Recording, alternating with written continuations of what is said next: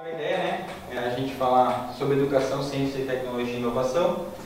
A princípio era o professor Eduardo, né, o coordenador do curso, que era para dar isso aí, mas infelizmente ele tinha uma reunião e não pôde estar presente. Então, hoje eu, Alex, vou apresentar para vocês um pouco sobre inovação e tecnologia e talvez tentar puxar um pouco para a área de vocês. Eu não tenho muito conhecimento sobre relações internacionais, mas quem sabe a gente consegue dar algum exemplo que relaciona com a área de vocês. Então, uma questão na ciência que está sendo bastante modificada, inclusive aqui na Univale, é a parte da educação em ciência. Agora eles estão querendo trabalhar mais com módulos. Por exemplo, tem um currículo base e tu pode escolher, vamos dizer assim, formar o teu próprio currículo, digamos assim, mais parecido com as instituições lá de fora. Então, se tu fizer ciência da computação, tu vai ter lá, por exemplo, algoritmos, informática da educação, algumas questões básicas, mas parte do teu currículo tu consegue formar escolhendo disciplinas eletivas, por exemplo. Então, o que a gente consegue fazer com isso? A gente consegue modificar bastante a nossa grade curricular e tendo profissionais bem diferenciados. Tu tem uma base igual, mas tu tem uma formação diferencializada e especializada. Uma questão também interessante é que tu fazendo mais algumas outras matérias, por exemplo, com cursos de computação, tu consegue se formar, por exemplo, em engenharia da computação. Ou mesmo em mecatrônica, por exemplo, fazendo mais algumas disciplinas. Então, hoje em dia a ciência tem tentado trabalhar mais com isso e no ensino de modo geral. Como é que a gente faz ciência na nossa área? Normalmente a gente ciência é baseada em fatos e obrigatoriamente a gente tem que comprovar esses fatos. Então, a gente tem hipóteses, a gente tenta comprovar essas hipóteses e fazer ciência com isso. Mas, digamos assim, ciência é extremamente materialista, digamos assim, né? Porque a gente tem que comprovar sempre alguma coisa, não é algo muito lúdico de modo geral. O ensino apoiado à pesquisa, né? Eu tenho um exemplo para dar aqui. Recentemente eu fiz um projeto com a CPFL lá de São Paulo, vocês conhecem, a distribuidora de energia de lá. Se eu não me engano, o professor que estava aqui anteriormente, ele comentou alguma coisa sobre os chineses, né? A CPFL foi comprada por eles há uns 2 anos atrás, mais ou menos. Um baita de investimento. Que, logo que foi comprado pelos chineses também, compraram mais 60%, acho, da RGE Sul. Então, eles estão bem fortes nesse mercado. Tá? A gente acabou desenvolvendo um projeto lá, que o objetivo era avaliar o desempenho dos operadores quando realiza queda de energia. Um exemplo disso é, caiu uma árvore, interrompeu o fluxo de energia, tem que reconfigurar a rede para atender as pessoas. Então, esse é um exemplo de pesquisa e desenvolvimento, né? Que é algo que eles estão tentando promover bastante aqui no Brasil. A gente está bem atrasado de modo geral.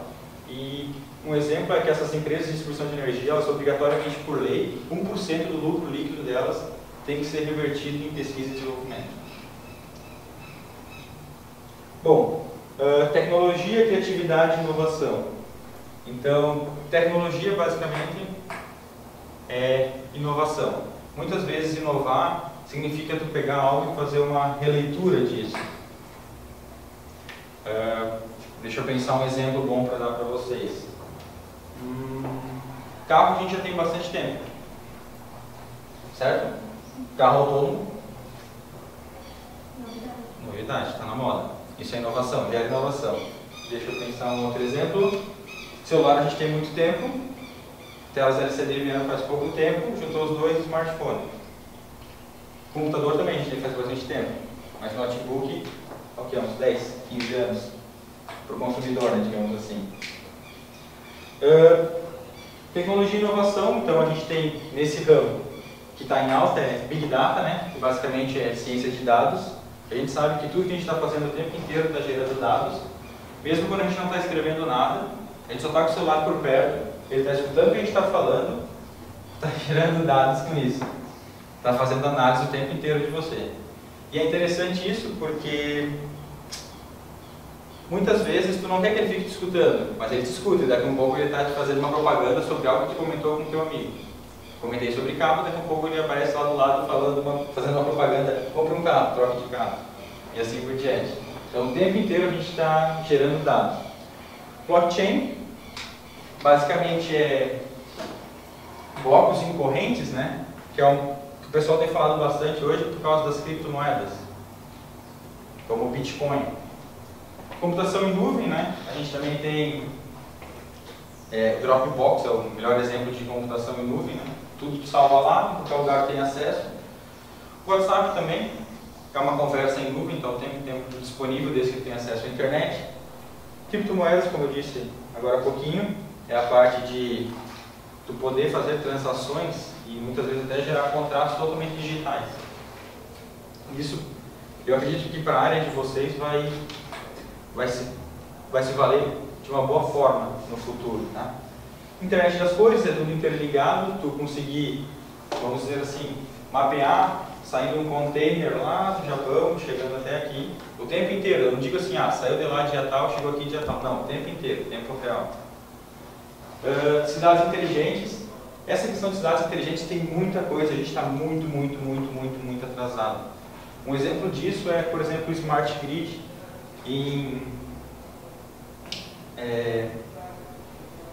Smart Grid, basicamente,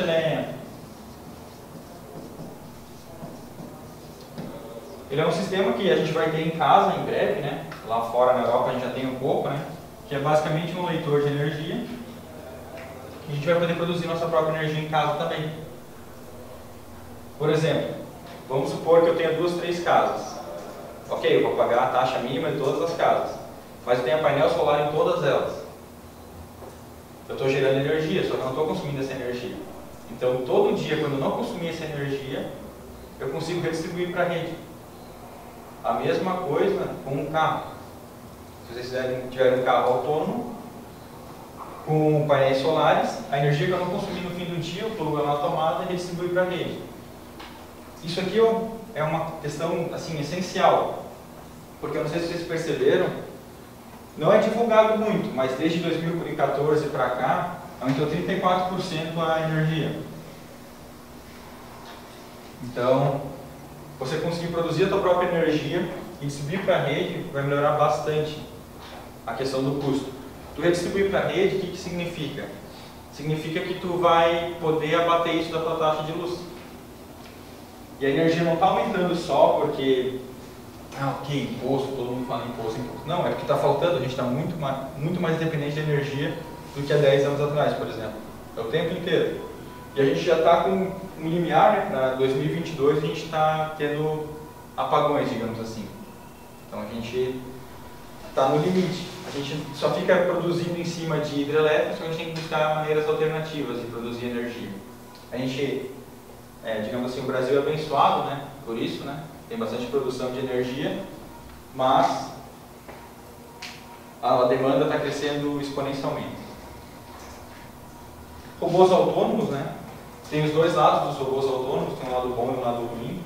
O lado bom é eles auxiliar nos trabalhos domésticos e no dia a dia da gente. E o lado ruim é que a gente consegue ter um robô desse tamanho que vai carregar uma pequena quantidade de TNT ou C4 ali, e ele consegue fazer a leitura de um rosto e pum.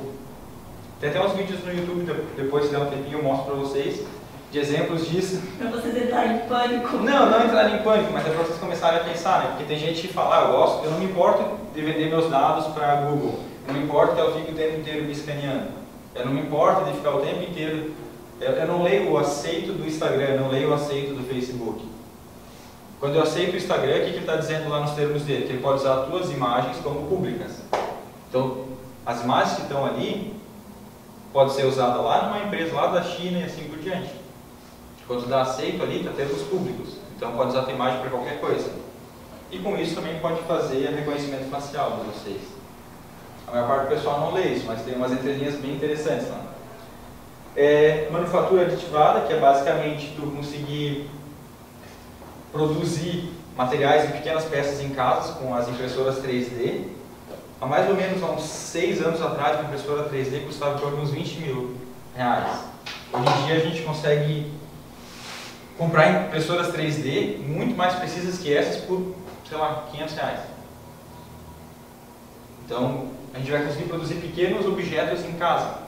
E eu acredito que em uns 2, 3 anos a gente vai conseguir estar escaneando o objeto, nem isso, acho que 2, 3 anos é exagero. 1 ano e meio a gente vai ter celulares que a gente consegue escanear eles de forma 3D para produzir o próprio elemento em casa e quebrou. E R$400 é barato, uma impressora 3D, não é? Cibersegurança, né? Que é essa questão de tudo que está disponível na nuvem, na internet, é factível de ser hackeado, digamos assim, exceto as criptomoedas e o blockchain, que basicamente ele descentraliza a base de dados, não teria que conseguir hackear muita coisa, além de envolver muita criptografia em cima. De modo geral, isso aí é algo que não tem como eles mexer. Por isso que está sendo tanto estudado e querem levar isso tão adiante para fazer contratos digitais. Imagina tu poder estar comprando de um agricultor lá da China ou vendendo para ele e tendo toda a garantia por trás, que não é algo fake, digamos assim. Realidade aumentada, hoje em dia esse termo realidade aumentada tem sido mais utilizado, mas já tem estudos disso faz muito tempo, só que o problema é que a gente utiliza aqueles capacetes, né? Digamos assim, aqueles óculos Rift, para a gente ter essa realidade aumentada. E não é algo muito agradável, não é algo que tu consegue usar no dia a dia. E para tu ter uma realidade aumentada funcionando 100%, o que falta para nós é ter um pouco do controle da áptica, que é basicamente as sensações. Porque isso é algo que a gente não conseguiu projetar ainda. Nos equipamentos de medicina, lá quando um cirurgião vai fazer uma cirurgia, ele tem já alguma parte disso, que é basicamente conseguir sentir a pressão que está fazendo no bisturi, quando está fazendo um corte lá com o robô, isso tu já tem.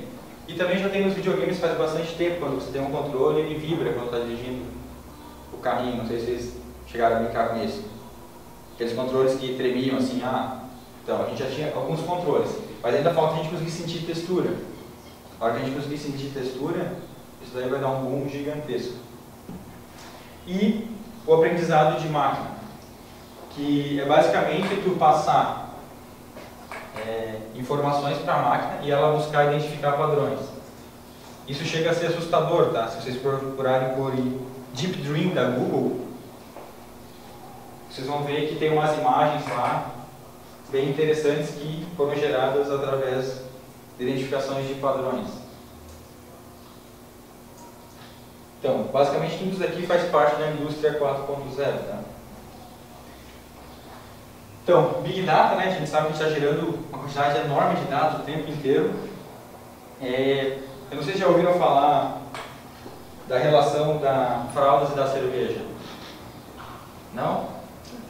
Acho que não. Todo palestrante tem que falar isso.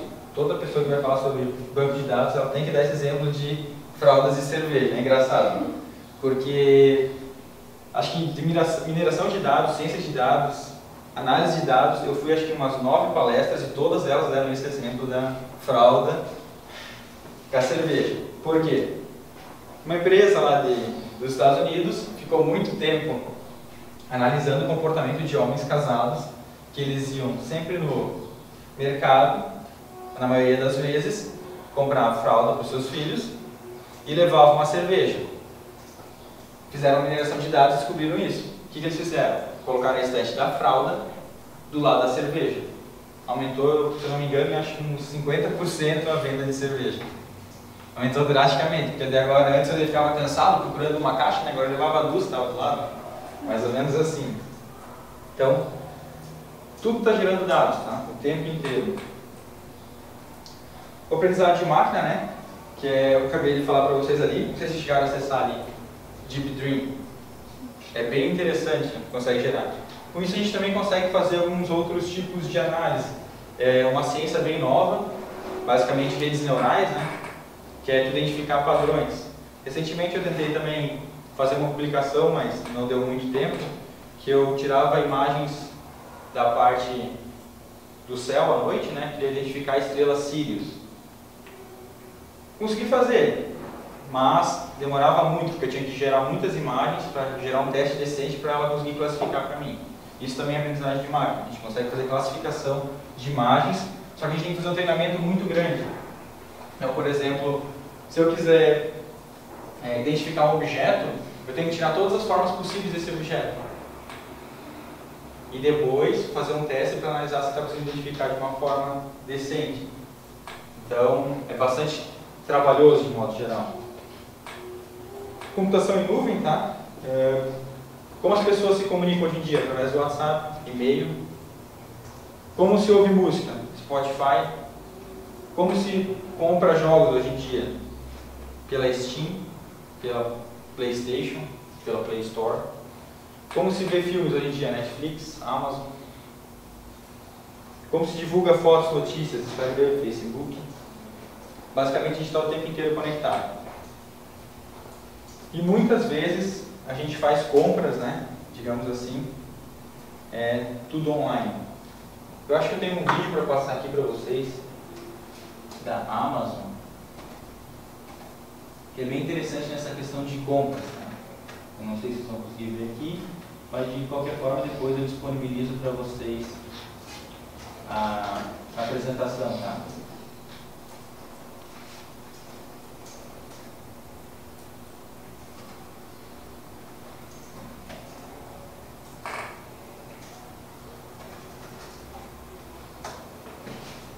Eles não estão muito longe disso não, tá? De conseguir fazer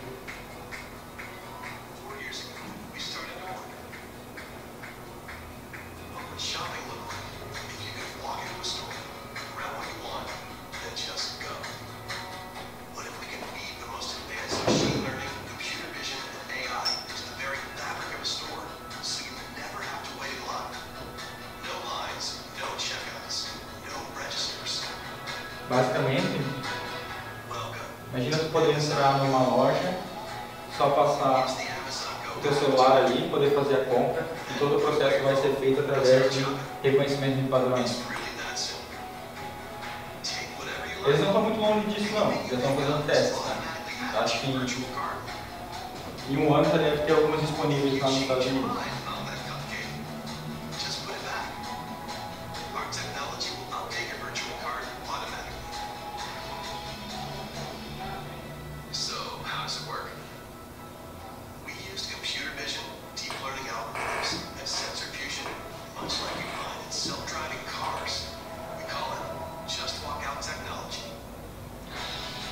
É interessante que assim, muitas vezes se realiza muitas pesquisas sobre algo e não consegue aplicar.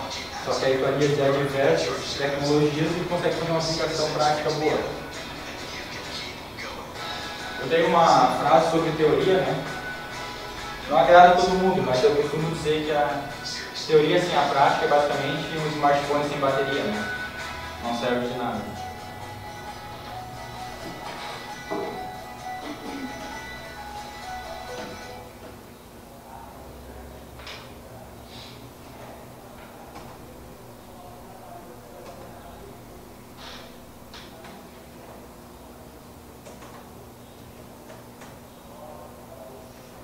As criptomoedas, né? Tem um boom das criptomoedas, né? E a gente também tem, não sei se vocês assistem Netflix, tá? Tem vários documentários agora sobre criptomoedas, né? Até está na moda, está uma febre grande investir nisso. Mas, como é que se diz? Como é que vai funcionar os bancos depois, né? Você vai poder fazer tudo isso digital, tudo com criptomoeda. Tem que pensar nos interesses dos demais. Por isso que eles tentam boicotar isso ao máximo. Um dos licenciadores do Bitcoin está preso.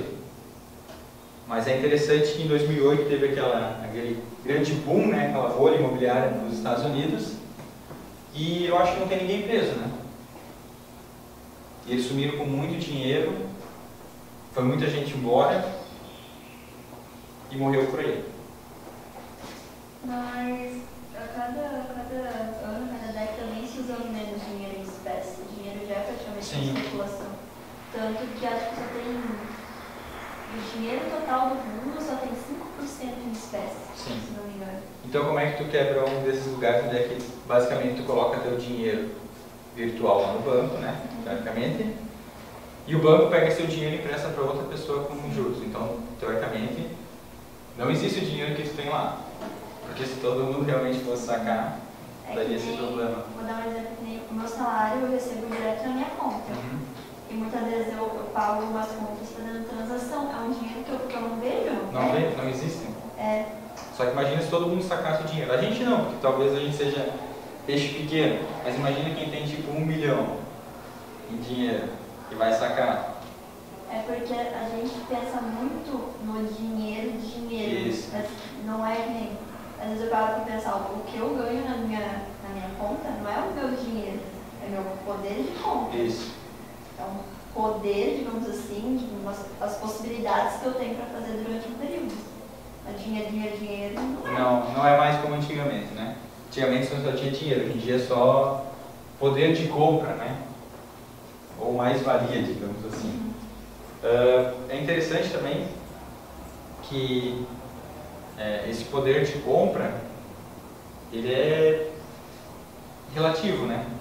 Porque basicamente o que tu recebe primeiro tu paga o que tu deve. Sim. E daí depois esse é que é o teu poder de compra, né? Então é que tu paga para sobreviver e depois o que sobra é o teu poder de compra. O blockchain, né? Como eu comentei anteriormente, né? Ele que vai ajudar muita gente ainda, tá? O pessoal está estudando como utilizar ele. Blocos, né? Corrente de blocos. O que isso quer dizer? Que eu tenho informação descentralizada. Então, eu não tenho tipo tudo só num lugar centralizado. Eu tenho, num serviço eu tenho um pouco da informação, em outro serviço eu tenho mais um pouco da informação, e em outra parte eu tenho mais um pouco da informação. Quando eu junto tudo isso daqui, eu tenho a informação inteira. Então, eu tenho um serviço descentralizado. É isso que preocupa muito dos bancos. Eu não vou ter toda a informação comigo, eu não vou ter todo o poder. O poder vai estar descentralizado. E isso aqui não está pago, digamos assim. Está descentralizado em vários serviços por aí disponíveis. Então, isso é o que preocupa um pouco, como é que os bancos vão trabalhar com isso mais para frente. E o bom de estar descentralizado e ter uma garantia é a questão dos contratos, né? A gente fala smart contratos, né? Contratos inteligentes. Que eu acredito que isso aqui nos próximos anos vai ser uma demanda gigante, tá? Eles só tem que aprender a trabalhar um pouco melhor com o blockchain. Que imagina, como eu disse anteriormente, vocês fazendo compras lá fora com garantia. Porque hoje em dia, muitas vezes, quando tu vai fazer um empréstimo, tem que dar a garantia que tu vai pagar. Tem que alienar alguma coisa, tem que pagar um valor a mais por isso. O blockchain serve também como uma carta de credibilidade. E é interessante, porque imagina que para fazer um empréstimo, alguém tem que dizer para você, ou colocar uma balista e dizer assim, não, essa pessoa é confiável. E quem vai fazer tudo isso? Blockchain. Ele que vai garantir isso.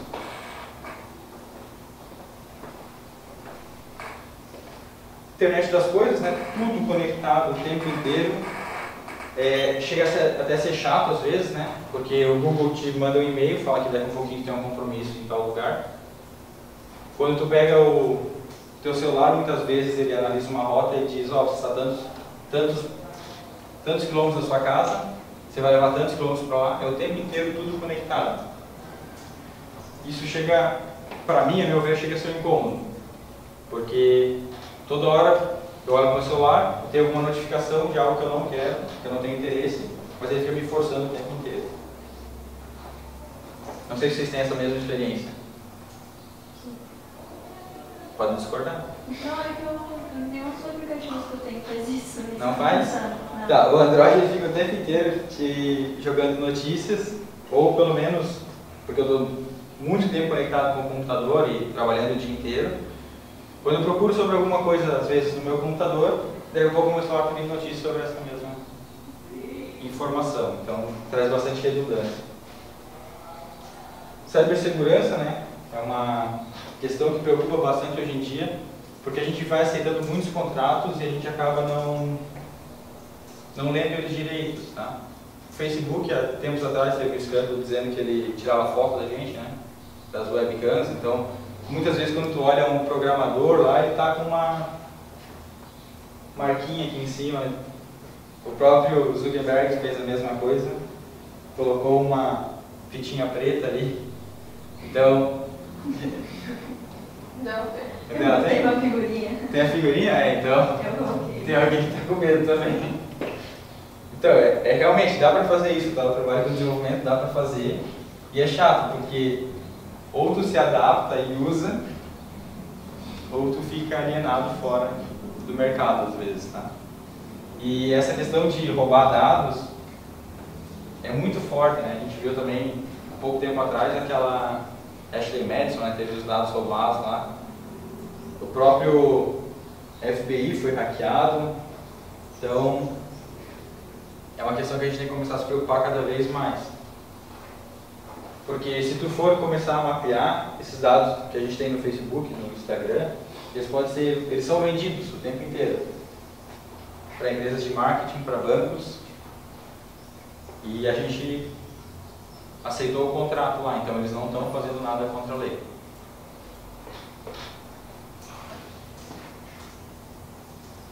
Robôs autônomos, né? A gente tem a Tesla aí, bem à frente de todo mundo, com os carros, né? Eu acredito que em uns 2 anos a gente vai ter eles comercialmente, né? Aqui no Brasil demora um pouco mais, né? Vamos dizer 3 anos. Mas já estão bem forte nisso, eles têm até um caminhão agora, que eles estão fazendo alguns testes, fizeram uma rota, que basicamente o caminhão, na parte de trás dele, tem um telão que está filmando a frente do caminhão. Então, quando alguém for fazer uma ultrapassagem, é muito mais seguro. Isso, eles fizeram um teste já no ano passado. A gente também tem aquele, eu não sei o nome do robozinho, que fica no chão fazendo a limpeza da casa. Vocês chegaram a ver, tem alguns vídeos com gatinhos em cima deles. Ficam fazendo a limpeza da casa. E hoje em dia eles têm um monte de sensores, eles ficam parados quando eles detectam sujeira, ou que tu liga eles, vão lá, limpam a sujeira e voltam para a base carregar. Então, a gente tem os drones, né? Estão bem na moda hoje em dia, né? Tu coloca o quê? Coloca eles para fazer uma rota, fazer um escaneamento, ele faz todo o processo, volta para a base e recarrega. Tudo de forma autônoma. Depois eu até posso mostrar o vídeo dos robozinhos pequenininhos que conseguem identificar o rosto de uma pessoa aí.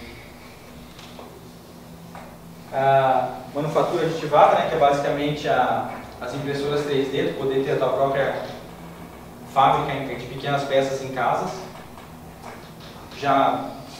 Isso é um mercado assim que está disparado. Eu acredito que em 2 anos, no máximo, boa parte das pessoas vão ter uma impressora 3D em casa. Porque é muito útil. Tu quebrou uma pecinha pequena da geladeira, tu vai lá, manda fazer, escaneia, projeta ela no AutoCAD e manda imprimir. Ou mesmo pega um projeto igual na internet. Uma ideia interessante, ó. Toda empresa disponibilizar as pequenas peças dela para tu poder fazer impressão em casa. Fica a dica. Aí imagina tu poder só pegar a peça e poder imprimir. Legal. Ou só compra por um PDF. Gostei dessa ideia. Não precisa só cobrar por PDF. Mas tudo bem. Se for baratinho, né? Planeta dos business, é assim mesmo. Também, mas com certeza, pelo menos, você não vai ter que trocar a tua geladeira inteira. Ou pelo menos cafeteira. A gente que é da programação, a gente tem problema com cafeteira. A gente quebra muita jarra de vidro ou o circuitinho que tem embaixo, que a gente deixa ela o tempo inteiro ligado. Então a gente vai poder, às vezes, substituir isso aí. Não por vidro, né? Se desse para ser por plástico, né? Mas plástico é cancerígeno. Então não daria certo. Mas tem várias peças que a gente consegue ajeitar. Realidade aumentada, né? A gente tem a BMW, né? Ela tem um vídeo dela no YouTube que ela consegue coloca um óculos no funcionário e vai dizendo qual peça por peça ela tem que retirar do carro. Tudo com realidade aumentada. Não sei se chegaram a ver também a Relix. Aí vocês vão ver. Já vi no corredor. Já viu no corredor? Uhum. Já brincaram? Não cheguei a brincar, mas eu acho que no OPA foi a... Sim, no OPA atração. tinha também. Eu nunca vi sobre isso, eu ia brincar. É divertido. Eu sou assim. Eu brinquei só na montanha russa, mas agora parece que eles têm uma asa delta também. Isso daí deve ser mais agoniante. E é engraçado, porque é bem imersivo, tá? A gente acha que não, mas é. Porque tu coloca um fone bem alto e tu coloca o óculos. Aqui, quando tu olha pro lado, tu vê as mesmas coisas. Mas eu fiz alguns testes, né? O primeiro teste que eu fiz foi meter minha mão na frente. Ah, beleza? Não renderizou minha mão, então ok. É uma simulação. Então, a indústria 4.0 a gente tem análise de dados, a gente tem robôs autônomos, simulação, realidade aumentada, integração de sistemas, manufatura aditivada, cibersegurança, a nuvem e a indústria, né? A internet da indústria. Basicamente, esses são os 9 pilares da indústria 4.0. Aqui tem uma questão interessante, né? A integração de sistemas, pelo menos na parte de tecnologia, a gente está trabalhando bastante com interoperabilidade agora. É tu promover pequenos serviços específicos, que aí tu vai disponibilizar para várias empresas. Uma empresa que faz bastante isso é a Nexera, que é ali de Florianópolis. Ela faz transações com o banco para a gente. Ela também faz não sei se já ouviu falar do BeBlue. Não? Eles trabalham bastante com cashback. Que é, tu vai lá, passa teu cartão, passa o CPF e gera um crédito para ti. Mas gera um crédito em dinheiro. Não em porcentagem, não em points como no Angelone. Então, se tu for uma empresa e tu falar que tem 5% de cashback, se tu gastar R$100, tu vai ter R$5 de retorno. Então é uma questão mais interessante também, porque tem um valor convertido na hora. E não é essa questão dos pontos, porque os pontos tu não consegue saber exatamente a conversão dele em dinheiro. Ah, eu tenho 7.000 pontos azul, quanto que vale isso? R$300, sei lá, 250. Parece até meio ilusório.